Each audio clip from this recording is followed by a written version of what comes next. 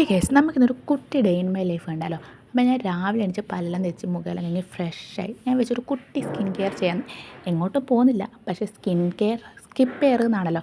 അങ്ങനെ സ്കിൻ കെയറെല്ലാം കഴിഞ്ഞപ്പോൾ ഞാനും സ്വാധീനം വീട്ടിൽ ഒറ്റയ്ക്കേ ഉള്ളൂ. ഇവളെ കാണുന്നില്ല. ഇവളെ നോക്കിയപ്പോൾ ഇവള് വീട്ടമ്മ രാവിലെ എടി ഉച്ചയ്ക്കുള്ള ഫുഡ് ആക്കില്ല. അങ്ങനെ ഞാൻ പോയി കുറച്ച് സഹായിച്ചു കൊടുത്തു.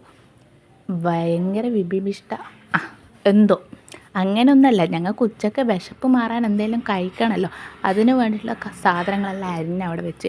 പിന്നെ രാവിലെ തിന്നണമല്ലോ എന്ന് വെച്ചാൽ ഞാൻ പോയി ഒരു ബ്രെഡ് ടോസ്റ്റ് ചെയ്ത് കുറച്ച് കുക്കുമ്പർ സ്ലൈസായിട്ട് തിന്ന്. അത് കഴിഞ്ഞ് ഞങ്ങൾ സൊറ പറഞ്ഞാൽ തിന്നുന്നതാണ്.